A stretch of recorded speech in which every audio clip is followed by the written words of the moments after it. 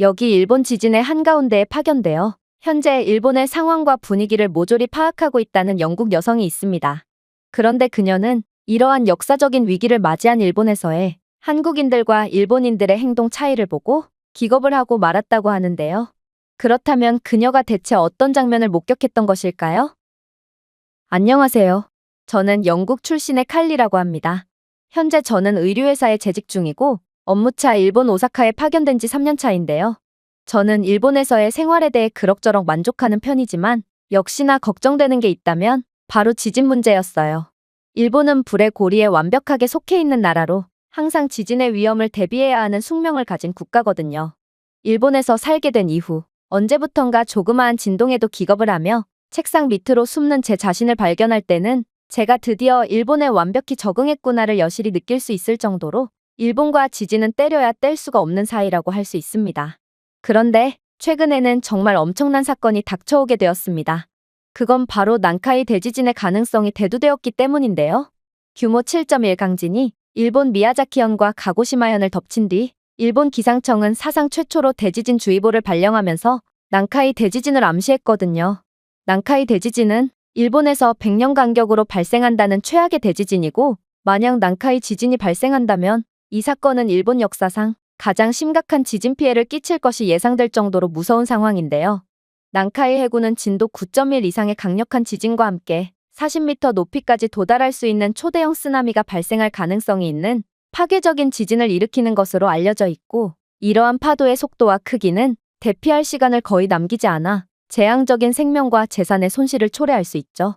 특히나 제가 살고 있는 오사카와 고베, 나고야와 같은 주요 도시가 위치한 일본의 태평양 연안은 쓰나미에 특히 취약할 뿐더러 인구 밀도가 높은 도시 지역은 중요한 기반시설을 갖추고 있어 더욱 심각한 위험에 처해 있다고 할 수 있습니다. 일본 정부는 혹여라도 난카이 대지진이 일어난다면 최소 23만여 명에 달하는 사상자가 나오고 건물 209만 채가 파손될 것이며 이로 인해 잠재적으로 총 3조 달러 이상의 심각한 경제적 피해를 일으킬 수 있다고 밝혔는데요. 이는 명백히 현대 일본 역사에서 가장 재앙적인 자연재해가 될 것이고 현재 일본의 경기도 좋지 않은데 이런 괴멸적인 피해가 일어난다면 그야말로 일본은 기본적인 시스템 자체가 붕괴되며 경제의 성장 동력 자체가 완전히 사라지고 말 것입니다. 사실 일본은 그동안 여러 차례 심각한 대지진을 겪었는데요. 그래서 몇몇 사람들은 일본이 이번 대지진도 무사히 극복할 수 있다고 주장하고 있기도 하죠. 실제로 일본은 2011년 도호쿠 지진과 쓰나미의 비극적인 사건을 겪었지만 결국 여러 국제적인 지원 덕분에 위기를 극복해낸 경험이 있습니다. 하지만 이번 난카이 대지진은 도호쿠 지진과는 차원이 다른 재앙이 될 거라는 게 일본 전문가들의 주된 의견입니다. 왜냐하면 일본 남서부 해안에 위치한 난카이 해구는 필리핀 해판이 유라시아판 아래로 가라앉고 있는 가장 중요하고도 치명적인 지진 지역이거든요. 난카이 해구는 태평양을 둘러싸고 있는 지진 활동이 높은 지역인 더 큰 태평양, 불의 고리의 일부인데요. 난카이 해구에서 대규모 지진이 발생하면 인근 지각판의 응력을 변화시켜 도카이 및 도난카이 지역과 같은 인접 지역의 지진 활동을 잠재적으로 유발할 수 있으며 그렇게 되면 일본 역사상, 아니 어쩌면 인류 역사상 가장 파멸적인 지진이 일어날 수도 있는 것이죠. 그러나 가장 큰 문제는 따로 있습니다. 큰 지진 이후 흔히 발생하는 여진은 일반적으로 진앙 근처에서 발생하지만 단층선을 따라 퍼질 수도 있는데요. 따라서 난카이 해구 지진의 경우 여진이 단층을 따라 전파되어 인근 지역에서 추가 지진이 발생할 가능성이 높아질 수 있습니다. 본진 동안 방출되는 에너지는 지각의 응력 변화를 일으켜 잠재적으로 일본의 다른 모든 지역에서의 심각한 대지진으로 번질 수 있는 것이죠. 사실 이건 최악의 시나리오긴 하지만 현실성이 아예 없는 이야기라고 볼 수는 없습니다. 역사적으로 난카이 해구 같은 형태의 지진 이후 일본의 다른 지역에서의 지진으로 이어진 경우가 많거든요. 예를 들어 19세기 일본 도카이 지역에서 발생한 안세이 도카이 지진은 난카이 해곡 지진에 이어 안세이 도카이 지진이 발생하며 괴멸적인 피해를 입히기도 했는데요. 이는 이러한 대지진들이 연쇄적으로 일어날 수 있음을 시사하고 지진 활동의 계단식 효과는 난카이 해구 지진이 잠재적으로 일본 전역의 다른 단층 지역에서 지진을 유발할 수 있음을 의미합니다. 따라서 난카이 해구 지진은 상상치도 못할 수준의 강력한 지진을 일으키는 것과 더불어 일본의 다른 지역에서 추가적인 대지진 활동을 유발해서 그야말로 일본 열도는 도망칠 곳 자체가 존재하지 않는 생지옥이 열릴 거라는 것이죠. 그리고 일본의 저명한 연구기관에서 AI 시뮬레이션을 돌려본 결과 만약 이번 지진이 발생한다면 일본은 국제적 원조만으로는 도저히 버틸 수 없을 만큼의 괴멸적 피해를 입는다는 결론이 도출되었는데요. 지진은 일본 내 모든 지역에 걸쳐 심각한 흔들림을 일으켜 건물, 도로, 다리 및 기타 사회 기반 시설을 손상시키거나 파괴할 것이고 흔들림의 강도는 산사태와 액화로 이어져 구조 및 복구 작업을 더욱 복잡하게 만들 거거든요. 이로 인한 경제적인 영향은 파괴적일 수 있으며 잠재적으로 일본 연간 GDP의 3분의 2가 넘는 3조 달러 이상의 비용이 발생한다고 합니다. 이는 일본 경제, 특히 글로벌 공급망의 핵심인 산업 분야에 장기적인 영향을 미칠 것이 분명하죠. 특히나 현재 일보에는 태풍 마리아 상류까지 예보되어 현재의 일본의 분위기는 그야말로 초상집 분위기라고 할 수 있죠. 그런데 이러한 잠재적인 위험보다도 현재 일본에서 엄청나게 문제가 되고 있는 부분은 따로 있습니다. 그건 바로 괴멸적인 재난 상황을 우려한 일본인들이 패닉에 빠져 여러 비상식적인 행동을 통해 사회적 분위기를 더욱 저해하고 있거든요. 그중 대표적인 예가 바로 필수용품 사재기입니다. 사실 일본에는 지진의 가능성이 있긴 하지만 아직 확정된 사항은 아님에도 일본인들은 지진 소식이 전해지자마자 슈퍼마켓과 대형 상점으로 몰려가 음식, 물, 의약품, 심지어 불효불급한 사치품까지 모두 정신없이 사들이기 시작했거든요. 대형 상점의 경우 이러한 위급 상황에 따른 배급제 규정이 있지만 규칙을 그렇게나 잘 지킨다는 일본인들은 그러한 규정을 전부 무시한 채 필요한 것보다 훨씬 더 많이 비축하고 다른 사람들에게 아무것도 남겨주지 않았죠.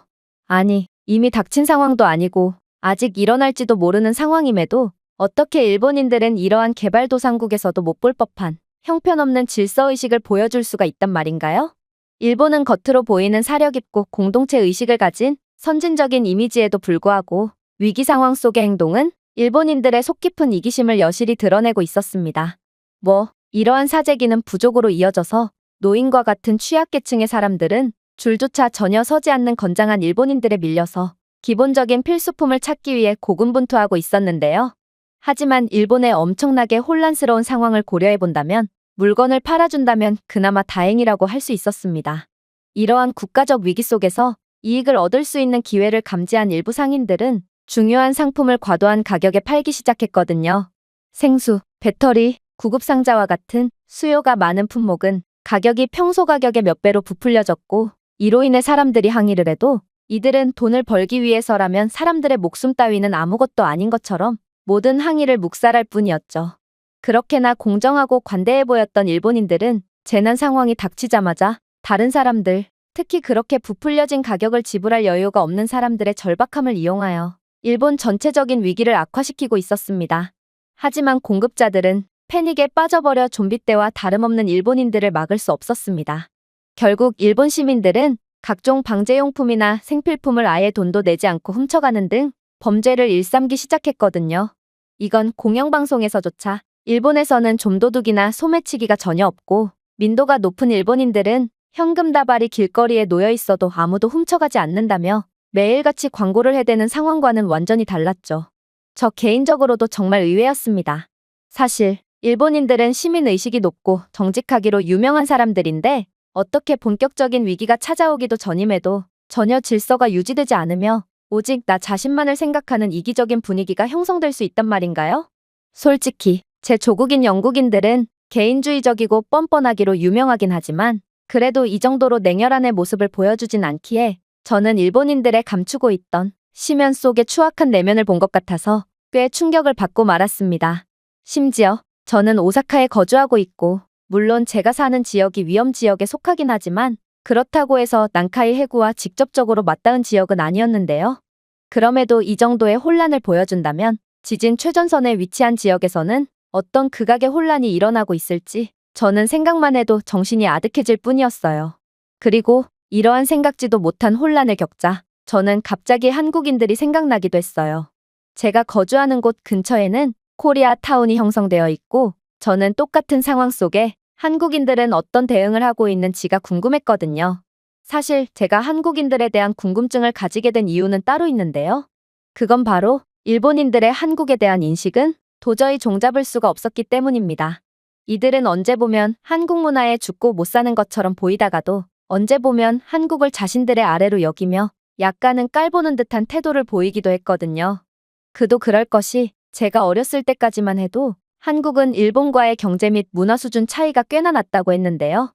그래서 일본인들은 알게 모르게 자국에서 사는 한국인들을 차별하며 무시했다고 했죠. 실제로 지금의 일본의 장년층 세대들은 아직도 한국을 못 사는 나라라고 생각하곤 하고 무시하는 경향이 있기도 하죠. 하지만 지금의 한국은 일본의 경제와 문화 수준을 완전히 추월한 상태입니다. 한국의 1인당 GDP는 일본의 1인당 GDP를 추월한 상태고 수출액 또한 올해 안에 사상 최초로 역전할 가능성이 매우 높은 상태죠. 문화 수준도 마찬가지입니다. 요즘 일본인들은 한국 문화에 거의 미쳐있다시피 한 상태고 이들은 한류의 영향 때문에 제품에 코리아만 붙었다 하면 너도 나도 구매해 가곤 하거든요. 그러나 일본인들은 뒤에서는 한국을 누구보다 좋아했지만 앞에서만큼은 한국에 대한 비판적인 태도를 보이곤 했어요. 한국의 시민의식은 일본을 따라오려면 한참 멀었다면서 늘 한국인들의 의식 수준 문제를 지적했거든요. 저는 한국에 대해 잘 모르는 상태였는데 일본인들은 어떠한 상황에서든지 은근슬쩍 한국을 갖다 붙이며 한국인들의 시민의식은 몹시 낮다며 한국인들은 거짓말을 잘하고 뒤통수 잘 치는 민족이라며 험담을 해대곤 했죠. 저는 일본인들이 한국에 의해 역전당한 경제 상황 때문에 열등감을 느끼는 건가 싶으면서도 그래도 일본인들이 이런 반응을 보이는 데는 이유가 있을 거라 생각했습니다. 그리고 일본인들은 겉으로는 몹시 선진적이고 시민의식이 좋은 사람들처럼 보였지만 실제 모습은 이들만큼 이기적이고 속물적인 사람들도 없었던 것처럼 저는 과연 똑같은 상황에 한국인들은 어떤 반응을 보이고 있을지가 궁금해졌어요. 마침 코리아타운이 집 근처기도 하겠다. 그렇게 저는 한국인들의 행동을 관찰하러 코리아타운으로 떠나게 됩니다. 코리아타운에는 오래전부터 일본에 살던 한국인, 관광 등의 목적으로 잠시 오게 된 한국인, 그리고 잠시 유학을 온 한국인 등 그야말로 다양한 배경을 가진 한국인들이 많이 거주하고 있기에 지금이야말로 한국인들의 본성을 완전히 파악할 수 있을 것 같았거든요. 그런데 저는 오사카 코리아타운에 도착하자마자 충격적인 모습을 목격하고 두 눈이 휘둥그레질 수밖에 없었습니다. 대부분의 일본인들이 물품을 사재기를 통해 비축하고 있는 것과는 달리 한국인들은 자신들의 식량, 물, 의료 물품을 낯선 사람들을 포함하여 도움이 필요한 모든 사람들과 아낌없이 공유하고 있었거든요. 생필품을 판매하는 상점들은 그 규모가 영세하거나 크거나와 관계없이 이러한 자원을 질서 있고 공정하게 분배하여 노인과 어린이와 같은 가장 취약한 사람들이 먼저 도움을 받도록 배려해주고 있었어요. 한국인들은 인간성과 연대를 우선시하는 일본인들과는 달리 개인적인 이익을 가장 우선순위에 둔다더니 이건 일본인들의 말과는 완전히 반대되는 행동이었죠. 부족한 시기에도 기꺼이 공유하려는 한국인들의 의지는 분명 존경할 만했어요. 생필품 사재기가 없으니 당연히 재난 상황을 이용해서 가격을 올려서 판매하는 비양심적인 판매자도 없었고 그저 코리아타운에서는 모든 게 평소와 다름없이 평화로웠죠. 그리고 이쯤 되자 저는 약간의 의심스러운 감정마저 들게 되었습니다. 혹여나 한국인들이 일본에 닥쳐올 재난 상황을 아예 모르고 있는 거 아닌가 하는 생각이 들었거든요. 그래서 저는 현재 일본에 중대한 위기가 닥쳐왔고 일본인들은 모든 생필품들을 사재기하고 있다고 말해주었는데요. 그러면서 한국인들은 도대체 어떻게 이렇게 질서정연할 수가 있냐고 물어봤죠. 그러자 한국인들은 하나같이 그러한 남을 등쳐먹는 행위 자체를 이해하지 못하겠다는 반응을 보이는 거 아니겠어요? 이들은 어차피 위기의 상황이 닥쳐오게 된다면 결국 모두가 생필품을 공유하며 함께 살아나가야 하는데 지금 당장 생필품이 많고 적고가 무슨 상관이냐고 반문하더라고요. 그러면서 한국인들은 역사적으로도 위기의 상황 때마다 함께 뭉치며 살았고 이렇게 뭉침으로써 항상 위기를 훌륭하게 극복했다는 말을 건네왔어요. 저는 한국인들의 자신감과 서로에 대한 믿음에 감탄할 수밖에 없었습니다. 한국인들은 어떻게 하나같이 자신보다 상대방을 먼저 생각하며 자신보다 열악한 상황에 놓인 사람들은 반드시 도와준다는 생각을 가지고 있을 수가 있는지 이런 사람들은 전 세계에서 오직 한국인들밖에 없을 것 같다는 생각이 들었거든요. 사실 저는 일본의 슈퍼마켓에 들렸을 때 서로 옆집에 살며 수십 년 동안이나 알고 지냈던 슈퍼마켓 주인과 손님이 가격 문제로 서로 죽일 듯이 몸싸움을 벌이는 것을 보게 되었는데요. 아무래도 일본인들은 서로 얼마나 알고 지냈냐와는 상관없이 자신의 이익을 위해서라면 언제든지 서로의 등에 칼을 꼽을 준비가 되어 있는 모양이었고 저는 그 즉시 소름이 돋아서 황급히 슈퍼마켓에서 나올 수밖에 없었죠. 그러나 한국인들은 그와는 차원이 다른 배려심 깊은 사람들이었던 것입니다. 물론 한국인들의 선행은 여기서 끝이 아니었어요. 정말 놀랍게도 이들은 조직적인 단체를 구성하여 자신을 스스로 지킬 능력이 없는 노약자들을 도와주기 시작했거든요. 이들은 노약자들에게 재난 관련 각종 필수 정보들을 알려주었고 기본적인 생필품을 챙겨주며 사람들을 돕고 있었습니다. 그런데 가장 충격적이었던 점은 따로 있었습니다. 한국인들은 자국 사람들뿐만 아니라 주변의 일본인 노약자들까지 도와주고 있었거든요. 사실 일본은 디지털 격차가 몹시 심한 대표적인 아날로그 국가로 일본의 노인들은 스마트폰 자체를 이용할 줄 몰라서 이러한 난카이 대지진 소식을 아예 듣지 못한 경우도 상당히 많습니다. 하지만 일본인들은 겉으로는 그렇게나 노약자를 공경하는 척 하더니 위기 상황이 닥치자마자 전부 노약자를 버리고 자신들의 살 길을 찾아 도망갔다면 한국인들은 그런 일본인 노약자들마저 전부 챙겨주고 있던 것이죠. 자국 사람들이 아님에도 말입니다. 저는 한국인들이 국적에 관계없이 동료 인간에 대해 느끼는 깊은 책임감을 보며 감동을 받을 수밖에 없었어요. 한국인들의 신속한 행동과 효과적인 도움은 더 큰 선에 대한 그들의 헌신과 공동체의 힘에 대한 한국인들의 믿음을 반영하는 것 같았거든요.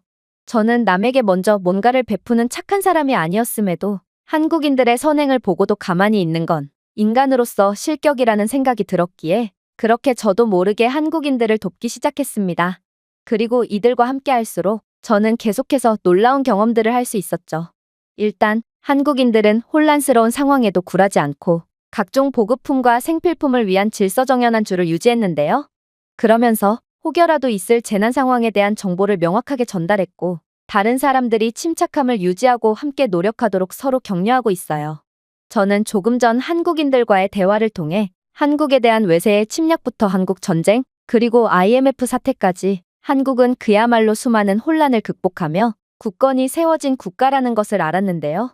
그런데 이러한 위기 극복 능력은 한국인들의 DNA 속에 각인이 되어서일까? 혼란 속에서도 침착함을 유지하고 해결책을 찾아가는 한국인들의 능력은 그들의 리더십 자질과 위기관리에 있어서 질서와 협력의 중요성에 대한 깊은 이해를 반영하는 것 같다는 생각이 들었어요. 실제로 한국인들의 노력은 더 이상의 공황 상태를 예방하고 더 조직적이고 효과적인 대응에 기여하도록 돕고 있었습니다.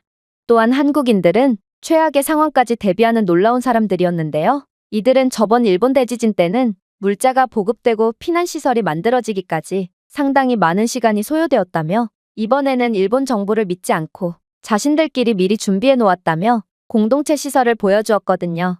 실제로 한국인들은 일부 물자를 저장해 놓은 창고가 딸린 피난처를 준비해 놓았고 아이들, 노인들, 그리고 다른 취약한 사람들이 피난처를 빠르게 찾을 수 있도록 안전하고도 눈에 잘 보이는 표시까지 해두었더라고요. 사실 저는 저번 일본 대지진을 겪지는 않았지만 회사 선배들의 말을 들어보자면 일본인들은 위기가 닥치면 자신들만 살 길을 모색하는 경향이 있기에 위기 상황에서 즉각적인 구호를 기대하기는 어렵다고 했는데요. 원래 지진의 즉각적인 여파가 닥친다면 구조 활동을 돕고 원조를 제공하고 재건을 돕기 위한 지역사회의 노력이 요구되지만 대부분의 일본인들은 단체적인 노력에 참여하기를 거부하면서 그들 자신의 안전과 복지에만 집중하기를 선택한다고 하더군요. 사실 한국인들만 하더라도 이러한 국가적 재난 상황이 닥치는 경우 전 국민이 발벗고 나서 함께 위기를 극복하곤 합니다. 이들의 바다에 유조선 사고가 나서 바다가 완전히 망가져버렸을 때도 한국인들은 말도 안 되는 헌신과 단합력을 보여줬고 결국 수많은 외신들이 이러한 한국인들의 단합력에 주목하며 감탄을 하기도 했죠. 그런데 일본인들은 자원봉사나 자원공유를 거부하는 비율이 특히나 높기 때문에 결국 국제적인 원조가 지원 올 때까지는 재난 피해를 본 사람들은 꼼짝없이 열악한 상황 속에서 어떻게든 혼자 살아남아야 한다고 했습니다. 이러한 행동은 일본의 국제적인 연대와 공동체 정신의 이미지와 극명한 모순을 일으키는데 아이러니하게도 일본은 이러한 대외적인 이미지를 얻기 위해 상당한 홍보비를 투자하는 국가다 보니 많은 사람들이 일본에 대해 잘못 알고 있는 경우가 많죠. 그러나 현재의 상황에서 가장 큰 문제는 따로 있었어요. 그건 바로 아직 대지진이 오지도 않았음에도 벌써부터 오사카 일부 지역에서는 정전이나 수도 공급이 중단된 곳들이 생겼기 때문입니다. 왜냐하면 만약 이번 대지진이 정말로 오게 된다면 일본의 모든 것을 휩쓸고 간다는 소문 때문에 관련 부서 직원들이 자신들의 책무를 다하지 않고 도망가 버렸거든요. 물론 이러한 일본인들의 이기적인 행동 때문에 코리아타운의 상황도 좋진 않았습니다. 분위기 자체는 일본인들이 거주하고 있는 지역과는 비교도 할 수 없을 정도로 평화로웠지만 곳곳에 불이 꺼진 곳이 보였거든요. 그러나 한국인들은 이러한 상황을 멋지게 극복해 나가고 있더라고요. 일단 한국인들은 긴급 공동시설을 만들면서 집에 수도나 전기가 나오지 않는 사람들을 위해 애썼는데요. 일부 한국인들은 자신의 집을 개방하며 열악한 상황에 처해 있는 사람들을 위해 힘쓰기도 했습니다.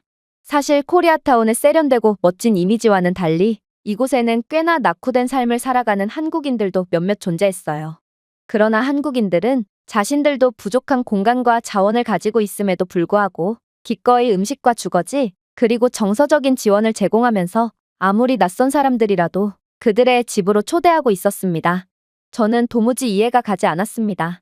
영국에서는 아무리 같은 영국인이자 같은 지역 사람들이더라도 모르는 사람을 집에 들인다는 건 정말 자살행위와 다름없을 정도로 정신나간 짓이라고 여겨지거든요. 그들이 무슨 짓을 할지 모르고 어떤 물건을 훔쳐갈지도 모르기 때문입니다.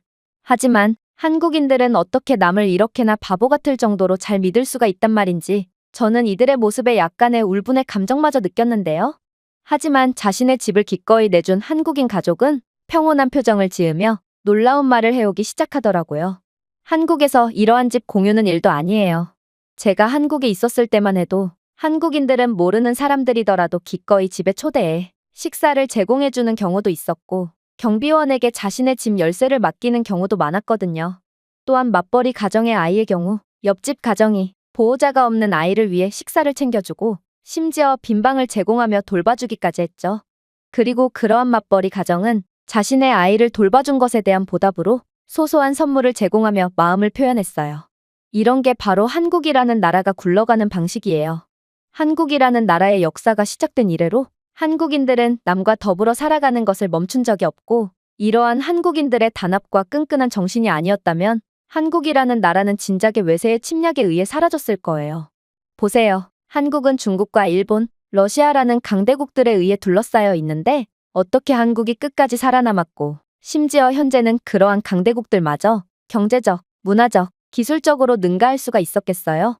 한국인들은 남을 돕는 것이 손해보는 행동이 아닌 오히려 장기적인 관점에서 봤을 때는 이익으로 작용한다는 것을 몸소 깨달은 사람들이라는 것입니다. 저는 정말 깜짝 놀랄 수밖에 없었습니다. 실제로 저는 약 10년 전 영국에 있을 때 우연히 한국으로 파견을 다녀온 기자의 한국 탐방기를 읽은 적이 있는데요. 그는 한국인들은 문도 잠그지 않고 생활하는 사람들이고 낯선 이를 집에 들이고도 아무런 의심도 하지 않는 정직하고 모범적인 사람들이라는 글을 적었던 것이 기억납니다. 처음에 저는 이 기자가 미쳐버렸거나 한국 측에 돈을 받고 기사를 작성했구나 싶었습니다. 세상에 아직도 그런 사람들이 남아있을 리는 없었거든요. 하지만 한국인들은 진짜였고 저는 이런 한국의 수준 높고 아름다운 문화에 반할 수밖에 없었습니다. 물론 한국인들의 공동체 정신은 여기서 끝이 아니었어요. 한국인 기술자들과 IT 전문가들은 일본인 직원들이 도망가서 방치된 통신망이나 설비들을 복구하는 것을 돕기 위해 무급으로 나서고 있었거든요. 이들은 고장난 기반 시설을 수리하고 임시 통신허브를 설치하기 위해 그들이 가진 기술력을 아낌없이 발휘하고 있었습니다. 한국인들의 봉사정신은 한국뿐만 아니라 타국에서도 어김없이 발휘되고 있었고 저는 이들의 헌신적이고 배려심 깊은 마음씨에 깊은 감명을 받을 수밖에 없었죠. 일본인들은 자국을 버리고 도망갔다면 한국인들은 그런 버려진 국가를 위해 힘쓰고 있었거든요. 도대체 일본인들은 누가 누굴 보고 이기적이고 뒤통수를 치는 민족이라고 말했던 것일까요? 한국인들은 특유의 강인하고 책임감 있는 마음씨로 재난을 사전에 대비하고 있었고 벌써부터 이런 차이를 보인다면 정말로 재난 상황이 찾아왔을 때 누가 더 위기 상황을 잘 극복할지는 너무나도 뻔해 보였습니다. 제가 준비해온 내용은 여기까지입니다. 끝까지 시청해주셔서 진심으로 감사드리며 여러분들의 구독과 좋아요, 알림 설정은 영상 제작에 큰 힘이 됩니다. 이상 세모튜브였습니다.